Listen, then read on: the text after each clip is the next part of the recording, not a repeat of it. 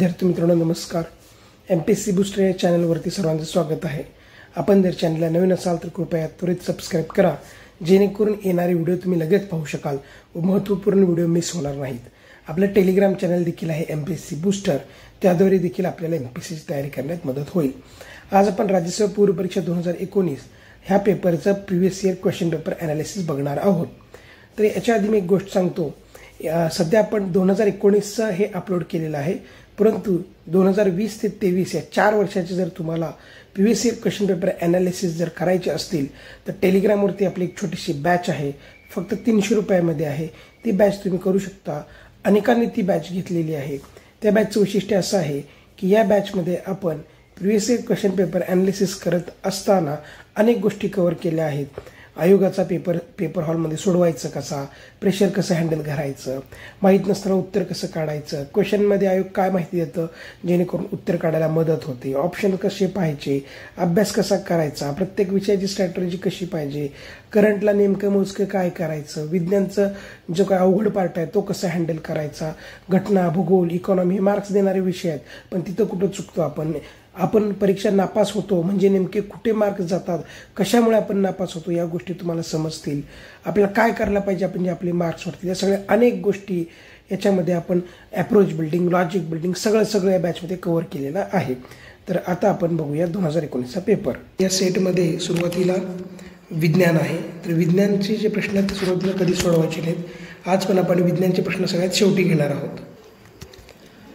हा प्रश्न राज्यघटनेचा आहे. भारतीय स्वतंत्र कायदा 1947 मुळे संविधान सभेच्या स्थानामध्ये झालेल्या बदलाबाबतची खालील विधाने विचारात घ्या. संविधान सभा पूर्ण सार्वभौम बनली. संविधान सभा ही स्वतंत्र भारताची पहिली संसद बनली. जेव्हा संविधान सभा विधिमंडळ संस्था म्हणून भरत असे तेव्हा तिच्या अध्यक्षस्थानी डॉक्टर राजेंद्र प्रसाद असत. संविधान सभेची सदस्य संख्या 389च्या तुलनेनं 299पर्यंत कमी झाली. आता कुठलाही विषय असो तर सुरुवातीला पाहायचं की विचारले का योग्य अयोग्य. तर इथं चूक आहे किंवा अयोग्य असं विचारलं नाही आहे, तेव्हा आपण योग्य चूक शोधायचं आहे. तर हे बघा, 1947चा जो स्वातंत्र्याचा कायदा होता त्यानुसार संविधान सभा सार्वभौम बनली, हे योग्य बरोबर आहे. संविधान सभा स्वतंत्र भारताची पहिली संसद बनली, बरोबर आहे. कारण 1947ला तेव्हा काही संसदेची निवडणुका झाल्या नव्हत्या. पहिली संसद जी आहे ती 1952ला दिली आहे. त्यामुळं स्टेटमेंट बी जे ते बरोबर आहे. तोपर्यंत संविधान सभेनंच पहिली संसद म्हणून काम केलं आहे. जेव्हा संविधान सभा विधिमंडळ संस्था म्हणून भरत असे, म्हणजे जेव्हा ती संसद म्हणून काम करत असे तेव्हा तिच्या अध्यक्षस्थानी मावळणकर होते, राजेंद्र प्रसाद नव्हते. तेव्हा स्टेटमेंट चूक आहे. चूक आहे. तर केला, गेला, गेला, 3 स्टेटमेंट एलिमेंट झाले आणि उत्तर आलं. समजा तुम्हाला सदस्य संख्येमध्ये कन्फ्युजन आहे की 389वरून 299 झाली की नाही, तुम्ही शुअर नाही आहे. पण इथं तुम्हाला जर फिक्स माहिती आहे की तिचे अध्यक्ष संसदेचे हे राजेंद्र प्रसाद नसून मावळणकर असायचे, त्यामुळं उत्तर बरोबर आहे. अजून एक, पहिली संसद बनली आहे का, पूर्ण सार्वभौम आहे. काही गोष्टी माहीत जरी नसल्या तरी फक्त एक स्टेटमेंट तुम्ही शुअर आहात की फिक्स चूक आहे, 100% चूक आहे. तर कला एलिमिनेट केल्यानंतर उत्तर येतं. म्हणजे आपल्याला काय मला असं सांगायचं आहे की सगळे स्टेटमेंट वाचायचे, पूर्ण स्टेटमेंट वाचायचे, त्यानंतरच विचार करायचा. विचार म्हणजे डिसिजन घ्यायचा आहे. लगेच आम्हाला माहीत नाही पूर्ण सार्वभौम बनली आहे का, पहिली संविधान सभा पहिली संसद बनली आहे का, की सदस्य संख्या किती आहे मला माहीत नाही, मी कन्फ्यूज झालो, लगेच तिथं आपण आपलं जे कॉन्फिडन्स आहे तो डाऊन करतो. असं करायचं नाही. कुठलाही पेपर असो 4ही स्टेटमेंट वाचायचे. मला हे माहिती आहे का असं पुढं जायचं आणि जे स्टेटमेंट माहिती आहे त्याच्यावरून इलिमिनेट इन्क्लुजन करून उत्तर निघतं का पाहायचं आहे. तर पुढचा प्रश्न, 1978च्या 44व्या घटना दुरुस्ती अधिनियमाद्वारे राष्ट्रीय आणीबाणी संदर्भात खालीलपैकी कोणती तरतूद केली नाही. हे खूप महत्त्वाचं आहे. आपण काय करतो, 1978-44 दुरुस्ती राष्ट्रीय आणीबाणी असं वाचतं की लगे पटकन मला माहिती आहे 44 दुरुस्ती जनता पार्टीने केली ती, लगे आपण वाचत बसतो खाली. पण त्यांनी विचारलं काय, नाही विचारलं. हे खूप महत्त्वाचं आहे. असे प्रत्येक GSमध्ये तुम्ही एक क्वेश्चन जरी सिली मिस्टेक टाळली तर साधारणतः 5 विषयामध्ये 10 मार्क आपले वाढणार आहेत. प्री पास होणं न होणं याच्यामध्ये अनेक गोष्टी कारणीभूत आहेत. त्यातली एक गोष्ट म्हणजे सिली मिस्टेक्स अवॉइड करणं, क्वेश्चन पूर्ण वाचणं, क्वेश्चनचे सगळे पर्याय पाहणं. मला अनेक जण म्हणतात की 2 मार्कने गेली, मिस्टेक केल्या, तर या टाळल्या तर आपण नक्की पास होऊ. आता बघूयात काय सांगितलं यांनी. केलेली नाही विचारलं 44व्या दुरुस्तीनुसार. कॅबिनेटच्या लेखी शिफारशीशिवाय राष्ट्रपती राष्ट्रीय आणीबाणी घोषित करू शकणार नाही. हे बरोबर आहे. कॅबिनेटची लेखी शिफारस हवी असं 44व्या दुरुस्तीनं सांगितलेलं आहे राष्ट्रपतीला आणीबाणी घोषित करण्यासाठी. अंतर्गत अशांतताऐवजी सशस्त्र बंडाळी हा शब्दप्रयोग करण्यात आला. हेही बरोबर आहे. सशस्त्र बंडाळी हा शब्द घालण्यात आला. अनुच्छेद 19 खाली असलेले 6 मूलभूत अधिकार केवळ युद्ध अथवा परकीय आक्रमणाच्या कारणास्तव घोषित करण्यात आलेल्या आणीबाणीमध्ये निलंबित करता येतील. सशस्त्र मंडळीच्या कारणास्तव घोषित करणाऱ्या आणीबाणीत निलंबित करता येणार नाही. म्हणजे काय, जेव्हा युद्ध असेल किंवा परकीय आक्रमण झालं तेव्हाच 19 खालचे 6 मूलभूत अधिकार जे आहेत ते निलंबित करता येतील. परंतु केवळ सशस्त्र मंडळीच्या कारणास्तव आणीबाणी असेल तर ते निलंबित करता येणार नाहीत. हेही बरोबर आहे. पुढचं स्टेटमेंट आहे, जर संसदेच्या कोणत्याही सभागृहाने आणीबाणीच्या घोषणेला विरोध करणारा अथवा आणीबाणी चालू ठेवण्यास विरोध करणारा ठराव कोणत्याही वेळी मंजूर केला तर राष्ट्रपतीने आणीबाणी मागे घेण्याची घोषणा करणे आवश्यक आहे. तर हे जे ठराव आहे ना, तर कोणत्याही सभागृहानं नसून तो लोकसभेला आहे. कोणत्याही सभागृहाने खूप चुकवलेलं आहे, तर लोकसभेने पाहिजे. लोकसभेने ठराव केला तेव्हा आणीबाणी मागे घ्यावी लागते राष्ट्रपतीला. त्यामुळं स्टेटमेंट 4 ही तरतूद केलेली नाही. तर आपण गडबडीत प्रश्न वाचला तर लगेच स्टेटमेंट 1 बरोबर करून चूक करतो. पुढचा प्रश्न, त्याच्यात काय विचारलं, चुकीबरोबर ते पाहायचं आहे. तर चूक वगैरे असं विचारलं नाही. मूळच्या राज्यघटनेत उपराष्ट्रपतीची निवड संसदेच्या दोन्ही सभागृहांच्या संयुक्त बैठकीत व्हावी अशी तरतूद होती. बरोबर आहे. मूळच्या घटनेत उपराष्ट्रपती संयुक्त बैठकीत निवडावं असं सांगितलं होतं. 1961च्या 11व्या घटना दुरुस्तीनं उपराष्ट्रपतीच्या निवडीची पद्धत बदलण्यात आली. हे बरोबर आहे. उपराष्ट्रपतीची निवड दोन्ही सभागृहांच्या केवळ निर्वाचित सदस्यांच्या निवड मंडळाकडून केली जाते. हे चूक आहे. केवळ निर्वाचित नाही, सर्व सदस्य असतात उपराष्ट्रपतीच्या निवडणुकीमध्ये, आणि राष्ट्रपतीच्या निवडणुकीमध्ये मात्र निर्वाचित सदस्य असतात. नामनिर्देशित सदस्य राष्ट्रपती निवडणुकीत नसतात आणि नामनिर्देशासहित सर्व सदस्य उपराष्ट्रपतीच्या निवडणुकीमध्ये असतात. तेव्हा क स्टेटमेंट चूक आहे की केवळ निर्वाचित सदस्य असतात. निवड मंडळ अपूर्ण होते या कारणास्तव उपराष्ट्रपतीच्या निवडणुकीला आव्हान देता येत नाही. बरोबर आहे. आता या स्टेटमेंटचं आपण ॲनालिसिस करू किंवा डीपमध्ये हा क्वेश्चन पाहूया. समजा तुम्हाला माहीत नाही की सुरुवातीची कशी पद्धत होती काय, पण इथं बघा, मूळच्या घटनेत निवड उपराष्ट्रपतीची निवड दोन्ही सभागृहाच्या संयुक्त बैठकीत आहे असं फर्स्ट स्टेटमेंट आहे. सेकंड म्हणते की घटना दुरुस्तीची पद्धत बदलण्यात आली, म्हणजे फ्लो स्टेटमेंट आहे. ए स्टेटमेंटवर अवलंबून बी आहे, म्हणजे अशी लिंकेज ब सांगतोय. यांच्यामध्ये काहीतरी लिंक दिसते, काहीतरी लिंक दिसते. जेव्हा असे लिंक स्टेटमेंट असतात, फ्लो स्टेटमेंट असतात, तेव्हा ते बरोबर असतात. अशा गोष्टी आपण जुने जे ॲनालिसिस केले 20, 21, 22 पेपर त्यामध्ये पाहिलेले आहेत. म्हणजे अ ब तर फिक्स बरोबर आहे. अजून एक गोष्ट, जर राज्यघटनेमध्ये ना एक्स्ट्रीम वर्ड घालून हा चूक होतो. केवळ एक्स्ट्रीम आहे, फक्त एवढेच, फक्त तेवढे, ते असं टोकाचं आहे. तर हे चूक आहे. क स्टेटमेंट दोन्ही सभागृहाच्या केवळ हे चूक आहे. आणि निवड मंडळ इलेक्ट्रॉल कॉलेज इथं बघा, इथं त्यांनी इंग्लिशमध्ये पण दिलं आहे आणि मराठीत पण दिलं आहे. सहसा असं जेव्हा असतं ना ते स्टेटमेंट बरोबर असतं. त्यामुळं ड बरोबर आहे. आणि हे स्टेटमेंट आहे याचं की निवड मंडळ अपूर्ण आहे तर त्याला तुम्ही आव्हान देऊ शकत नाही. आणि इथं कंस दिला आहे, त्यानंतर इंग्लिश शब्द घातला याचा, तर ते 100% बरोबर असतं. परंतु ह्या ज्या गोष्टी मी सांगतो हे शेवटच्या स्टेजचं लॉजिक झाला. पण पेपर जो सोडवणार आहोत तो 3 स्टेजमध्ये सोडवणार आहोत. फर्स्ट राऊंडला जे मला क्वेश्चन्स येत आहेत फक्त तेवढंच मी सोडवेन. अननोन क्वेश्चन किंवा जो मला येतो आहे पण त्यात कन्फ्युजन आहे, मला आठवत नाही आहे, तर त्या गोष्टी मी पहिल्या राऊंडला सोडवणार नाही. सेकंड राऊंडला मी काय सोडवणार आहे, ज्यामध्ये कन्फ्युजन झालं आहे, थोडंफार मला माहिती आहे त्या गोष्टी. आणि थर्ड राऊंडला काय सोडवणार, खूप अननोन आहे, मला माहीतच नाही, त्या केसमध्ये असे जे अननोन जेव्हा सिच्युएशन येईल त्या केसमध्ये ह्या गोष्टी पाहायच्या की मराठीत पण दिलं आहे, इंग्लिशमध्ये दिलं आहे, तर त्यामध्ये तुम्ही ते बरोबर करू शकता की इंग्लिश मराठी दोन्ही दिलं आहे. आता पुढचा प्रश्न बघूया आपण.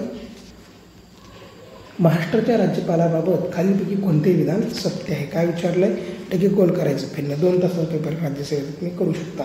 सत्य विचारलं आहे महाराष्ट्राच्या राज्यपालांबाबत. ते अँग्लो इंडियन जमातीमधील एकाच विधान परिषदेवर नामनिर्देशित करू शकतात. विधान परिषद आणि विधानसभा या 2 शब्दामध्ये आयोग फसवतं. हे चूक आहे. विधानसभेवर असतं त्यामुळे हे चूक आहे. विधान परिषदेत चूक आहे. तसं लोकसभा आणि राज्यसभा ह्या 2 शब्दामध्ये आयोग चुकवतं. लोकसभा आणि राज्यसभा कधी कधी दोन्ही ग्रह म्हणतं, हे असं चूक आहे. ते अँग्लो इंडियन जमातीमधील किमान 2 विधानसभेवर नामनिर्देशित करू शकतात. तर किमान 2 नाही आहे, ते किमान 1 आहे. किमान 1 ते नामनिर्देशित करू शकतात, त्यामुळे तेही चूक आहे. त्यांना राज्यघटनेच्या अनुच्छेद 371(2) अन्वये विशेष जबाबदारी प्रदान करण्यात आली आहे. हो बरोबर, 371(2) अन्वये त्यांना, नाही हे चूक आहे, सॉरी, 371(2) अन्वये जे आहे हे चूक आहे. सॉरी, माझं कन्फ्युजन झालं, कारण 371(2) जे कलम आहे ना, याला राष्ट्रपतीचा अधिकार आहे 371(2) नुसार, की राष्ट्रपती त्यांना जेव्हा वाटेल तेव्हा ते राज्यपाल गुजरात आणि महाराष्ट्राचे यांना विशेष जबाबदारी देऊ शकतात. या अंतर्गत महाराष्ट्राचे राज्यपालाचे मराठवाडा यासारख्या जे इतर रिजन्स आहेत त्यांच्या विकासासाठी महामंडळे स्थापन करणं किंवा इतर गोष्टी हे करू शकतात. त्यामुळे हे विधान सत्य आहे. इथं कन्फ्युजन काय झालं, सत्तेला गोल करायला पाहिजे पहिली गोष्ट, ते केला होता, नंतर माझ्याकडून गेला. आणि 371(2) जे आहे ते खरं तर राष्ट्रपती संदर्भात आहे, राष्ट्रपतींचे अधिकार आहेत. परंतु तर सबकलम 2 जे आहे त्याच्यामध्ये राष्ट्रपतींनाच अधिकार आहे की राज्यपालांना विशेष जबाबदारी देणं. त्यामुळं ते देण्यात आले, हे विधान बरोबर आहे. त्यामुळे 3 स्टेटमेंट योग्य आहे. ते राज्यघटनेच्या अनुच्छेद 31(a) खाली सक्तीने खाजगी मालमत्ता संपादन करण्याचे संबंधीचे विधेयक राष्ट्रपतीच्या विचारार्थ राखून ठेवू शकत नाहीत, तर राखून ठेवू शकतात. त्यामुळे हे विधान चूक आहे. आता परत एकदा सांगतो शॉर्टमध्ये क्वेश्चन. इथं त्यांनी विधानसभेऐवजी परिषद म्हणून चुकवले, 2ऐवजी 1 हवं होतं आणि हे राखून ठेवू शकतात, त्यामुळे ठेवू शकत नाही म्हणून ते चुकवलेलं आहे. अजून एक ट्रिक सांगतो की घटनेमध्ये जनरली नकारार्थी वाक्य चूक असतात, परंतु हा ठोकताळा आहे हा तुम्ही प्रत्येक वेळेस वापरा असं माझं म्हणणं नाही आहे. घटनेची रिव्हिजन चांगली करा, सगळं अभ्यास नीट करा, आणि तेवढं करून जर येत नसेल तर त्यावेळेस हे यूज करू शकता. परंतु विदाऊट अभ्यास अशा गोळ्या मारल्या तर चुकण्याची शक्यता जास्त आहे. आता इथं बघा काय विचारलं आहे, खालीलपैकी कोणती बाब जुळत नाही विचारलं आहे, नाही. 11 डिसेंबर 1946 जवाहरलाल नेहरूंनी संविधान सभेत उद्दिष्टांचा ठराव मांडला. 29 ऑगस्ट 1947 मसुदा समितीची स्थापना. 26 नोव्हेंबर 1949 भारतीय जनतेने संविधान स्वीकृत आणि अधिनियमित करून स्वतः परत अर्पण केले. 24 जानेवारी 1950 संविधान सभेच्या सदस्यांनी अंतिमतः संविधानावर स्वाक्षऱ्या केल्या. तर याच्यामध्ये जी आहे ना डेट चुकवली आहे, 11 डिसेंबर नसून ते 13 डिसेंबर आहे. त्यामुळं घटना निर्मितीच्या सुरुवातीच्या काही महत्त्वाच्या डेट्स आहेत त्या खूप इम्पॉर्टंट आहेत. आपण एक साधारणतः 30 मिनिटाचा व्हिडिओ राज्यघटनेच्या रिव्हिजनच्या सेशनचा आपण आपल्या चॅनलवर अपलोड केला आहे. त्याच्यामध्ये सगळ्या डेट्स वगैरे आपण पाठ करून तुमच्याकडून पाठ करून घेतले त्या सेशनमध्ये. ज्यांनी तो सेशन जॉईन केला होता त्यांना माहिती आहे, आणि ज्यांनी नव्हता केला त्यांनी तो व्हिडिओ पाहू शकता. 11 डिसेंबर ही चूक आहे. 13 डिसेंबरला उद्दिष्टांचा ठराव मांडला. त्याची ट्रिक केली होती. उद्दिष्टांचा ठराव काय म्हणायचं, 13 उद्दिष्टांचा ठराव काय आहे, क्या आहे. 13 उद्दिष्टांचा ठराव क्या आहे. 13 म्हणजे काय तर 13 तारखेला मांडला आहे तो, म्हणून म्हणायचं 13 उद्दिष्टांचा ठराव क्या आहे. आणि हा मंजूर कधी झाला, 22 जानेवारी 1948 पुढच्या वर्षी. 11 डिसेंबर 1946ला मांडला आणि 22 जानेवारीला तो पास झाला 1947ला. आणि पुढचे स्टेटमेंट आहेत. मसुदा समितीची स्थापना 29 ऑगस्ट 1947 डॉक्टर बाबासाहेब आंबेडकर यांच्या अध्यक्षतेखाली. 26 नोव्हेंबर 1949 भारतीय जनतेनं संविधान स्वीकृत केलं, स्वतः प्रत्यार्पण केलं. आणि 24 जानेवारी 1950 सदस्यांनी अंतिमतः संविधानात स्वाक्षऱ्या केल्या. ह्याच्यावरती खूप क्वेश्चन आजकाल येतात. ह्या डेट्स खूप महत्त्वाच्या आहेत. 24 जानेवारी राज्यसभेनं खूपदा विचारली आहे आणि आता राज्यसभेला पण येण्याची शक्यता जास्त आहे. हे अंतिम सेशन होतं ना त्यावेळी दरम्यानचं आहे हे सगळं, तेव्हा खूप महत्त्वाचं आहे. हे बघून घ्या एकदा डेट. आपला व्हिडिओ तुम्ही पाहू शकता. पुढचा प्रश्न आहे, राज्य विधिमंडळाने संमत केलेले विधेयक राज्यपाल राष्ट्रपतीच्या विचारार्थ राखून ठेवू शकतात. राष्ट्रपती म्हणजे राज्य विधिमंडळाचं विधेयक राज्यपालानं राष्ट्रपतीला राखून ठेवलं, त्यानंतर राष्ट्रपती काय करतात, काय विचारले पाहायचं. बरोबर, कोण करायचं नाही, काय विचारलं, बरोबर विचारलं. राष्ट्रपती काय करतात, विधेयकाला मान्यता देतात अथवा मान्यता राखून ठेवू शकतात. विधिमंडळाकडे पुनर्विचारार्थ पाठवतात. राष्ट्रपतीकडून परत आलेल्या विधेयकावर राज्य विधिमंडळानं 3 महिन्यात पुनर्विचार केलाच पाहिजे. जर ते विधेयक मंजूर केलं तर राष्ट्रपतीला सही करणे बंधनकारक असते. पुनर्विचारार्थ आलेले विधेयक विधिमंडळाने पुन्हा मंजूर केले तर राष्ट्रपतीने 6 महिन्यात संमती दिली पाहिजे. आता हे स्टेटमेंट आहे त्याच्यात बघा, ते राष्ट्रपतीला पाठवलं त्याला 2 ऑप्शन आहेत, मान्यता दे किंवा राखून ठेव, बरोबर आहे, असं होऊ शकतं. पुनर्विचारात पाठवणं होऊ शकतं, बरोबर आहे. आता त्यानंतर पुनर्विचारात पाठवलं आहे, आता त्यानंतर काय करायचं, राज्य विधिमंडळानं पुनर्विचार करून ते राष्ट्रपतीला पाठवायचं आहे. पण तेव्हा राष्ट्रपतीवर ते बंधनकारक नसतं, इथं असतं म्हणलं म्हणजे क चुकायचं, क नका, क गेला आणि ब फिक्स बरोबर आहे. पुनर्विचारात आलेली जी विधेयक काय, तर राज्य विधिमंडळानं मंजूर केलं तर राष्ट्रपतीनं त्याला संमती दिली पाहिजे 6 महिन्यात, हे पण चूक आहे, त्यामुळं पण गेलं, त्यामुळे फक्त ब हे बरोबर स्टेट. याची ॲडिशनल माहिती सांगतो जी तुम्हाला उपयोगी होईल.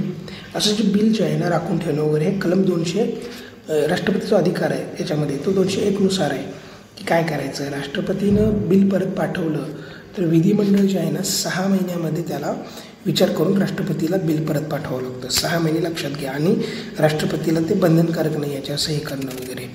कलम आहे 201.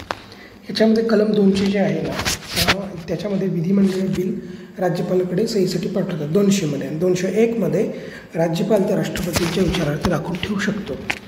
तर पुढचा क्वेश्चन बघा, 27वा क्वेश्चन. भारतात न्यायालयीन पुनर्लोकन काय सुचवते, तर कायद्यांची आणि कार्यकारी आदेशांची घटनात्मकता घोषित करण्याचा न्यायालयीन अधिकार म्हणजे काय, the power of judiciary to pronounce upon the constitutionality of laws and executive orders. म्हणजे न्यायालयीन पुनर्लोकन म्हणजे काय, जे कायदे संसद जे कायदे करतात किंवा विधिमंडळ जे कायदे करतात आणि जे कार्यकारी आदेश आहेत सरकारांचे, यांची घटनात्मकता म्हणजे ते घटनात्मक आहेत का घटनेचं उल्लंघन करतात, या गोष्टी पाहणं म्हणजे न्यायालयीन पुनर्लोकन करणं. तेव्हा पर्याय क्रमांक 1 बरोबर आहे. दुसरा पर्याय बघा, कायदेमंडळाद्वारे मंजूर करण्यात आलेल्या कायद्यांचे सुज्ञपणावर प्रश्न उपस्थित करणे. तर हे चूक आहे, प्रश्न उपस्थित करणे वगैरे नाही आहे, तर घटनात्मक आहे की नाही बघणे, त्यामुळे पर्याय क्रमांक 1 बरोबर आहे. तिसरा स्टेटमेंट आहे, कायदेशीर मान्यता असलेल्या सर्व बाबींची राष्ट्रपतीची मान्यता मिळणं अगोदर पुनर्लोकन. असं का नाही आहे की कायदा वर राष्ट्रपती सही होण्याच्या आधीच बघणं, सही झाल्यानंतर जो कायदा बनतो त्याचं ते पुनर्लोकन करतात, तेव्हा 3 चूक. आपल्याच यापूर्वी आलेल्या समानत्व म्हणजे आपला जुना जो निर्णय आहे त्याच्यावर पुनर्लोकन करणं हे चूक आहे, त्यामुळे पर्याय क्रमांक 1 बरोबर. खालील विधाने कोणते विधान भारतीय घटनेत तरतूद म्हणून समाविष्ट केले आहे. राज्याचा राज्यपाल म्हणून नियुक्त होणारी व्यक्ती ही भारतीय संघातील इतर दुसऱ्या राज्याची रहिवासी असली पाहिजे. असं काही कुठं घटनेत म्हणलेलं की राज्यपाल राज्याबाहेरचा असावा. हे काही विविध समित्या ज्या होत्या, विविध आयोग जे होते, सरकारी आयोग, पंची आयोग, त्यांनी या शिफारसी दिलेल्या आहेत, ह्या घटनेत नाही आहे, त्यामुळे अचूक आहे.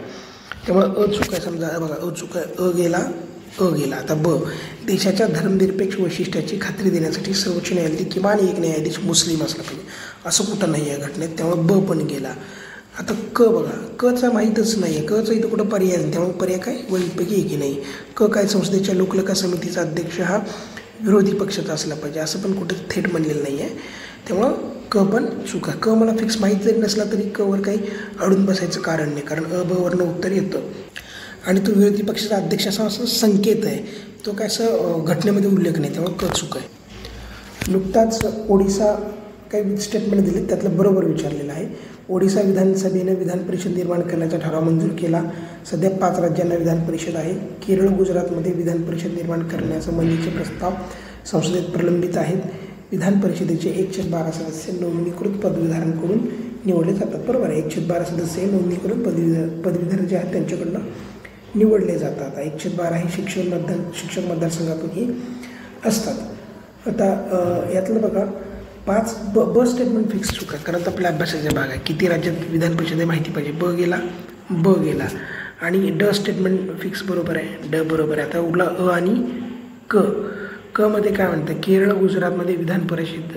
अच्छा, हे जे आहे ना त्यावेळेस करंटमधलं 19मधलं, तेव्हा ओडिसानं विधान परिषदेचा ठराव मंजूर केला होता निर्माण संबंधीचा.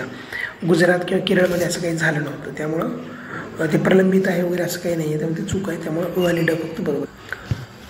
काय विचारलं आहे, खालीलपैकी कुठलं विधान चूक, काय विचारलं चूक. लोकसभेत अविश्वास ठराव कोणत्या कारणावर आहे हे स्पष्ट करावे लागते, चूक आहे, कारण द्यायची गरज नाही आहे. आणि अविश्वास ठराव खूपदा विचारला आहे, त्यामुळे नीट पाहिलं तर आपलं उत्तर सहज कळून जाईल. काय चूक आहे, अ चूक आहे, म्हणजे इथे अ चूक आहे, लगे अला गोल करायचं नाही, कारण अचे 2 पर्याय, सगळे पर्याय पाहिजे आधी.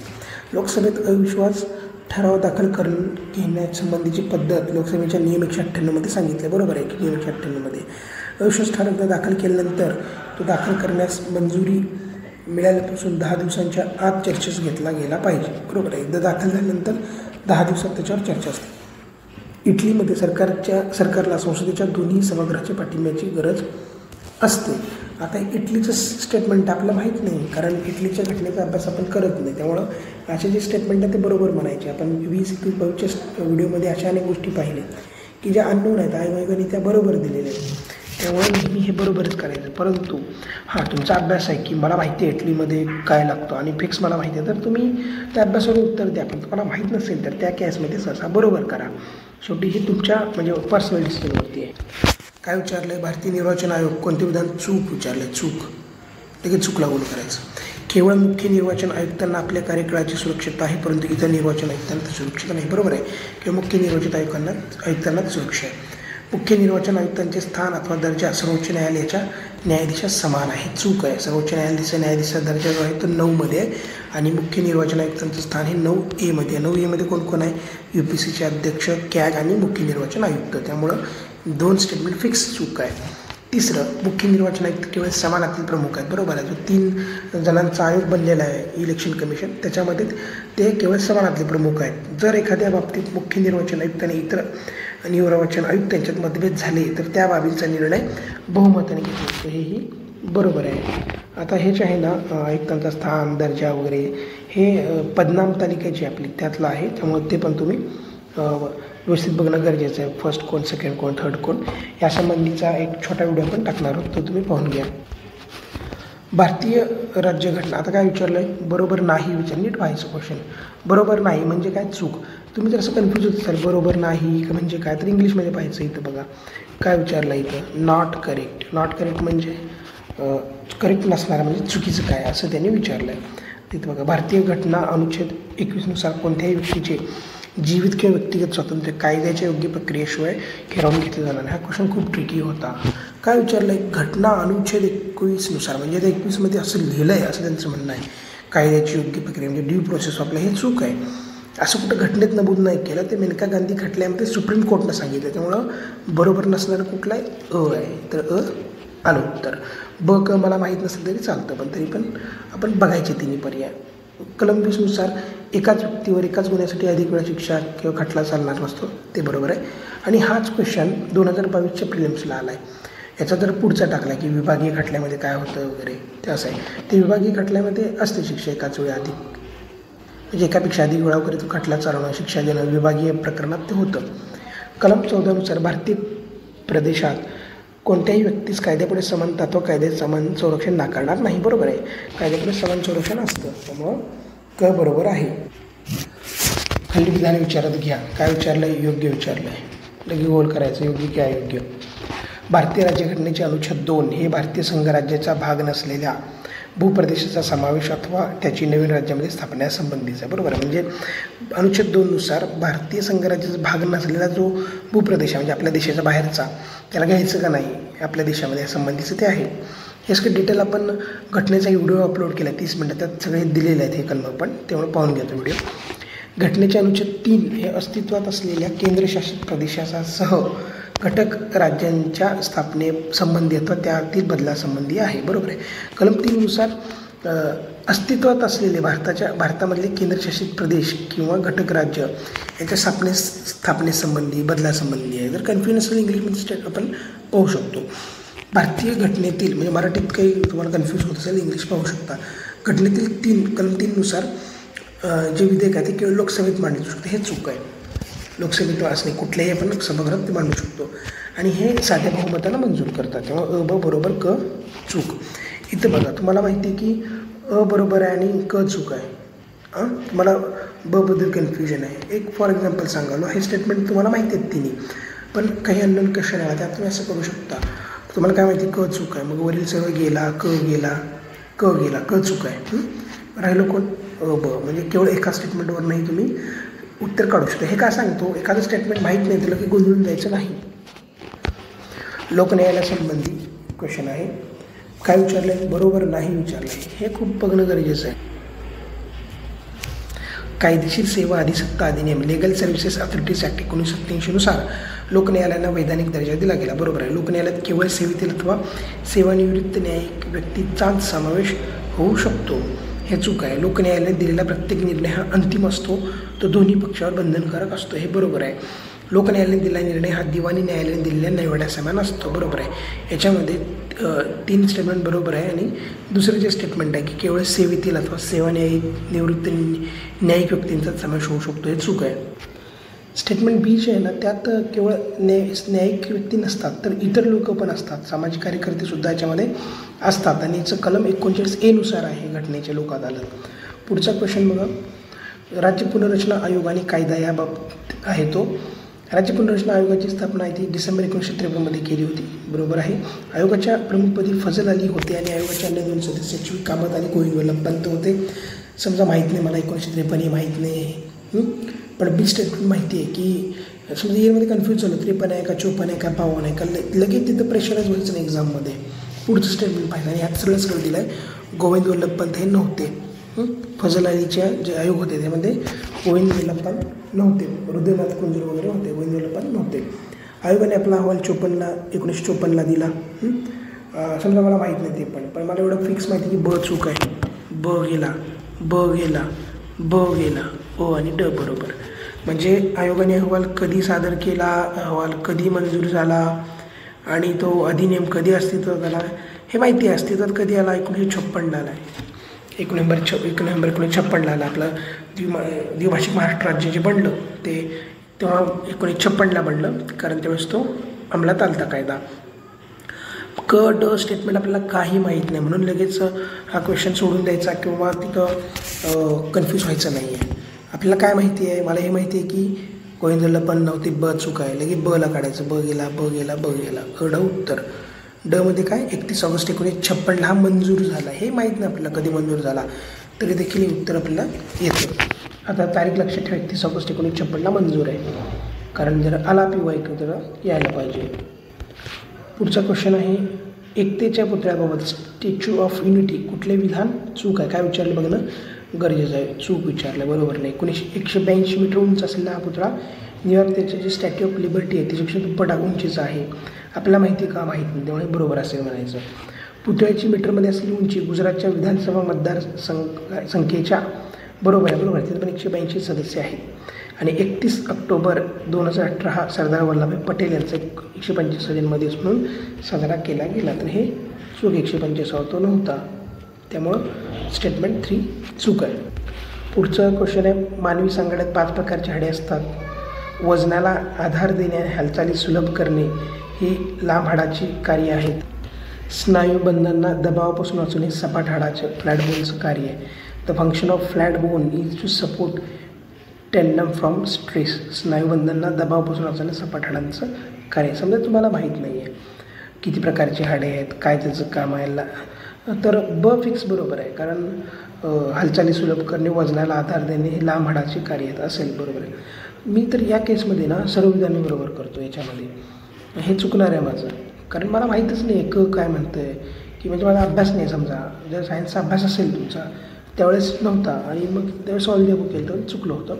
ब बरोबर आहे, इथं क चूक आहे. ज्या केसमध्ये आपल्याला फिक्स माहिती आहे तेव्हा ते चूक करायचं, नाही तर करायचं नाही. याचं उत्तर आहे ब.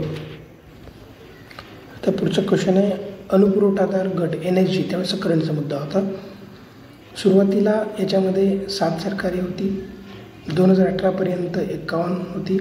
18-19साठी परमाणु पुरवठा गटाध्यक्षपदी लटाविया आहे. अणुतंत्रज्ञान निर्यातदार बनण्यासाठी भारत हा परमाणु पुरवठादार गटात सामील होऊ इच्छितो. आधीच बघा, इच्छितो, शकतो, हे काहीच एक्स्ट्रीम नाही आहे. असू शकतो, करू शकतो वगैरे, तर ह्याला चूक करायचं नाही, बरोबर आहे. सुरुवातीला 7 होती, नंतर 18-19साठी लाटाविया अध्यक्ष आहे. तर NSGचा अभ्यास असेल तर त्यावेळेस कोण अध्यक्ष हे माहिती असतं, परंतु हा थोडासा डिफिकल्ट कॅटेगरीमधला क्वेश्चन होता, तो माहितीच होता. आणि त्यांची संख्या 18मध्ये किती आहे याच्यामध्ये त्यांनी चुकवलेलं आहे. आता हा ब्रिक्सच्या परिषदाने जोडायला हवा. आता इथं काय उफा कुठं जोहान्सबर्ग हे माहिती असण्याची गरज नाही. इंडियात कधी झाली ती, गोव्यात कधी झाली ती, हे तुम्हाला माहिती असणं गरजेचं आहे.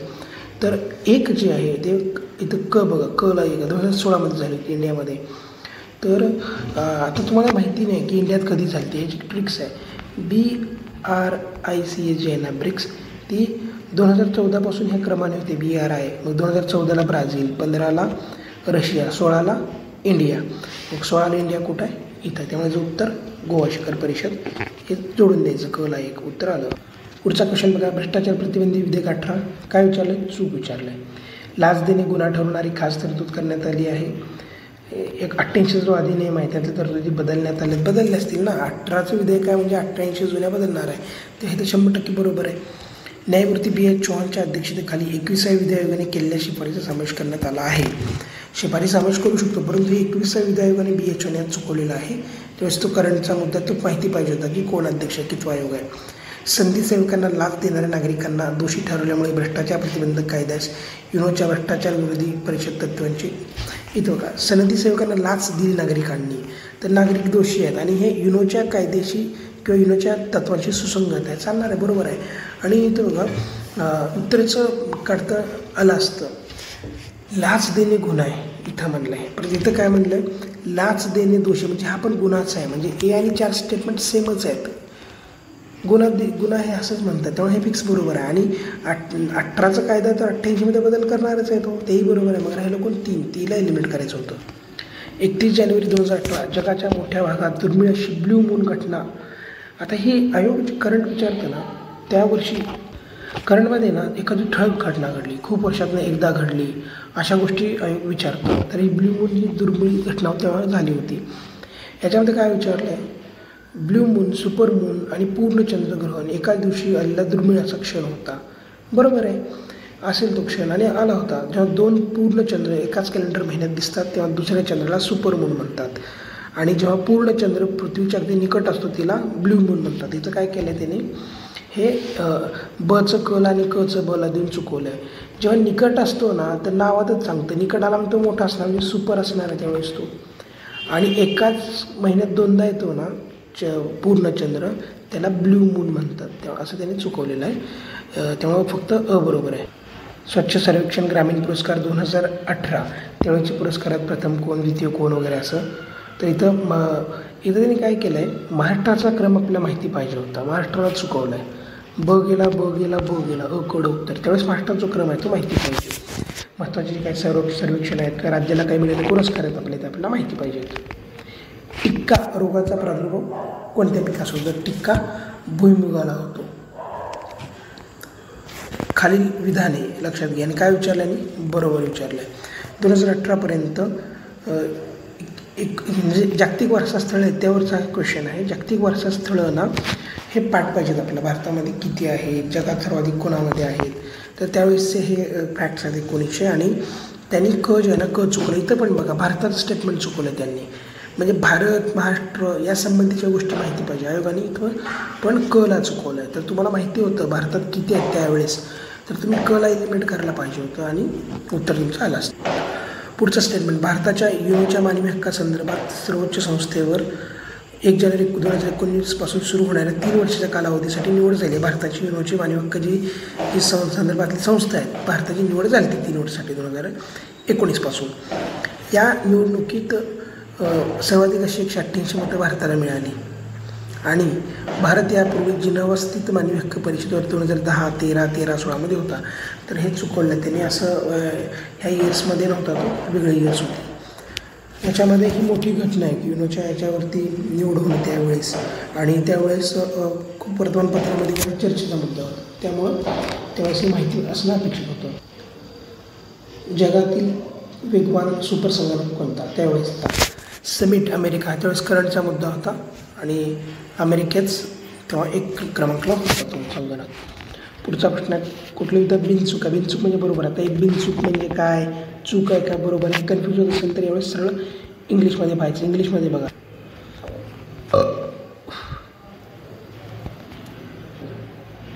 आता हा जो प्रश्न करंटमध्ये आला आहे पण याला भूगोलाचं नॉलेज पाहिजे होतं.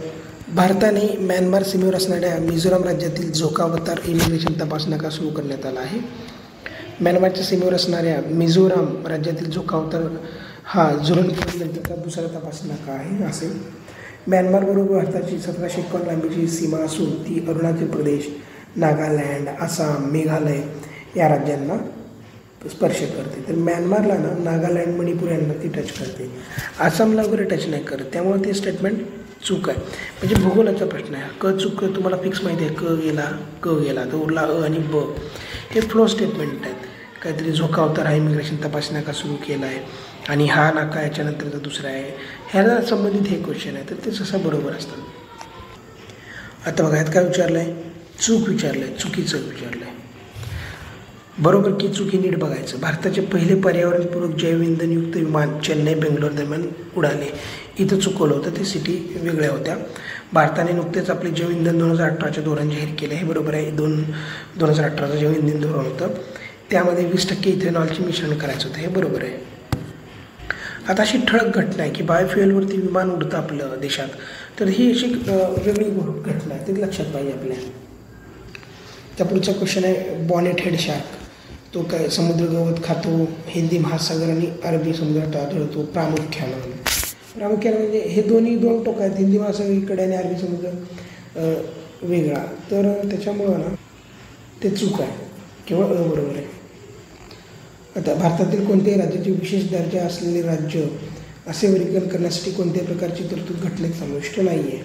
असे काही घटनेत नाही, ते बरोबर आहे. याने काय विचारलं आहे? चूक विचारलं आहे. काय विचारलं बघण्याचं? चूक विचारलं आहे. राष्ट्रीय विकास परिषदेने सर्वप्रथम 1969 साली जम्मू काश्मीर, आसाम, नागालँड यांना विशेष दर्जा राज्य म्हणून मंजुरी दिली. आता समजा मला हे स्टेटमेंट माहीत नाही आहे, पण मी मला सरळ सांगतं आहे की अशी मंजुरी राष्ट्रीय विकास परिषदेने दिली आहे. घटनेत अशी काही तरतूद नव्हती. म्हणजे अ आणि ब जे आहे ना ते फ्लो वाक्य आहेत. घटनेत अशी तरतूद नव्हती म्हणून ह्या विकास परिषदेने इथं दिलेली आहे. केंद्र प्रायोजित योजनांना आवश्यक असलेल्या निधीपैकी 90% निधी विशेष दर्जा असणाऱ्या राज्यांना केंद्राकडनं दिला जातो आणि नॉर्मल राज्यांना 60% असतं. हे बरोबर आहे. त्यामुळे चूक विचारलं, त्यामुळं वरीलपैकी की नाही. आता पुढचा प्रश्न इतिहासाचा जोड्या जोडवायच्यात आपल्याला. याल्दोज, कुब्चा, मोहम्मद इब्न बख्तार आणि ऐबक. हे आपल्याला पहिले 3 तर माहिती आहे, पण ऐबक माहिती आहे. कुतुबुद्दीन ऐबक होता. तो ऐबक म्हणजे तो दिल्लीला होता. डचं काय येणार? डचं उत्तर 1. ऐबक दिल्लीला आहे, तर उत्तर आपलं मिळून जातं लगेच. याल्दोज जो आहे तो अफगाणचा होता. तर दोस्त महम्मद जो होता ना तो अफगाणिस्तानचा होता. म्हणून हा दोस्त म्हणजे दोस्त अफगाणचा लक्षात ठेवा. रिपीट क्वेश्चन आला आणि थोडंसं ऑप्शन फिरवून टाकले तर याल्दोज अफगाण लक्षात ठेवा.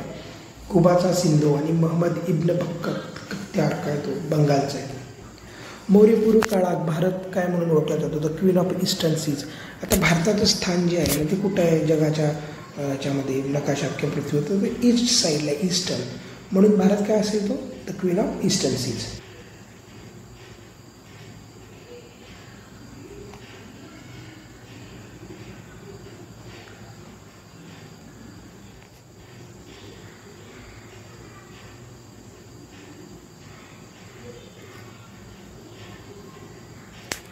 आणि अजून एक सांगतो की तुम्हाला माहीत नाही, काहीच माहीत नाही, उत्तर काढायचं. तर काय करायचं? कॉमन आहे का बघायचं. 3 3 4 4. जर काय कॉमन आहे काय 2 2. सर्वाधिक कॉमन कोणाचे ते उत्तर असतं. हे कधी जेव्हा काहीच माहीत नाही तरी उत्तर द्यायचं. आधी अभ्यास, नंतर हे लॉजिक. अकेमेनिड विजयानंतर भारताच्या सीमेवर विशेष करून कंबोजमध्ये हा उद्योग सुरू झाला. तर काय जहाज बांधली, ब्लँकेट बनवली, हातमाग साड्या बनवली आणि भांडी बनवली. हा म्हणजे काय अभ्यासाच्या बाहेरचा क्वेश्चन होता. तर याच्यामध्ये कंबोजमध्ये काय करण्यात आलं? जहाज बांधणी, भांडी बनवणी वगैरे वगैरे. तर त्याचं उत्तर त्यांनी ब्लँकेट बनवून दिलेलं आहे. तर पुढचा प्रश्न बघा. हा प्रश्न तुम्हाला माहिती नाही तर इथे बघा, मग मी सांगितलं कॉमनचं लॉजिक. इथं बघा 2 1 3 3 4 4. हे उत्तर आहे. पुढचा प्रश्न आहे खालीपैकी कोणत्या व्यक्तीचा कोल्हापूर संस्थांशी संबंध नव्हता? काशीनाथराव वैद्य, दिनकरराव जवळकर, माधवराव बागल, दादासाहेब सुर्वे.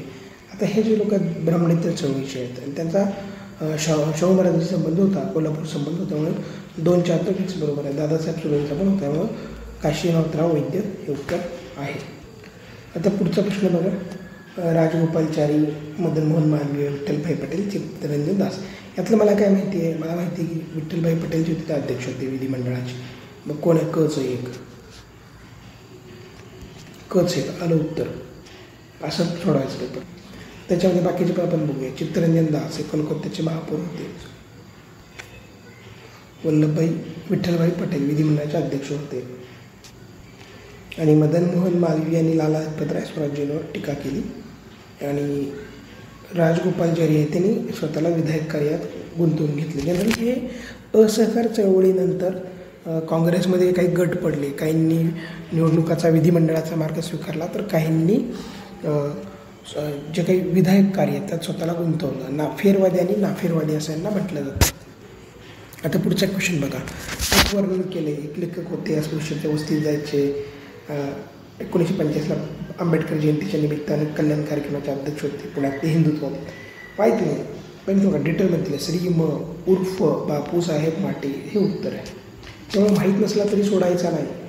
ज्याचे डिटेल दिलेत, मोठं दिलं आहे, पूर्ण आईवडिलांचं सगळं नाव दिलं आहे, उर्फ वगैरे सगळं दिलं आहे, चिन्ह दिलं आहे, अशी उत्तरं असतात.